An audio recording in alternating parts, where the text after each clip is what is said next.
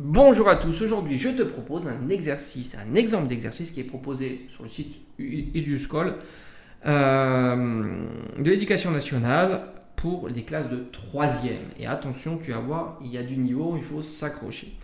Catégorie nombre et calcul, et on va faire le premier qui consiste à cocher la réponse exacte. Et on a deux pauvres malheureuses petites fractions, pas compliquées. On a une soustraction de fraction tout simplement, donc on va le faire ensemble, on va la détailler ensemble. On a 4 cinquièmes moins 1 tiers. Donc tu t'aperçois que le dénominateur n'est pas commun et donc tu ne peux pas soustraire ces deux expressions. Par conséquent, on va mettre sous le même dénominateur.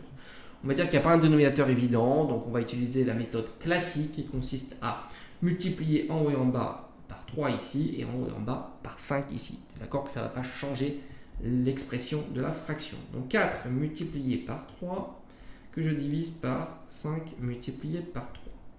Moins, je fais la même chose ici, donc 1 multiplié par 5 que je divise par 3 multiplié par 5.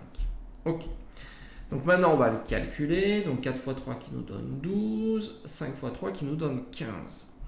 Moins 1 fois 5 qui nous donne 5, 3 fois 5 qui nous donne 15. Eureka, nous avons le dénominateur qui est commun, on va pouvoir soustraire ces deux fractions. Par conséquent, on soustrait les numérateurs, on ne touche pas au dénominateur qui est commun.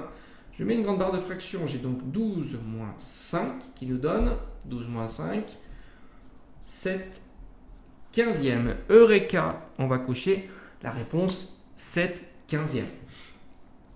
Alors évidemment, pour une classe de 3e, on aurait pu imaginer, sans trop de difficulté, un exercice un petit peu plus compliqué. Voilà, ça m'étonne à moitié.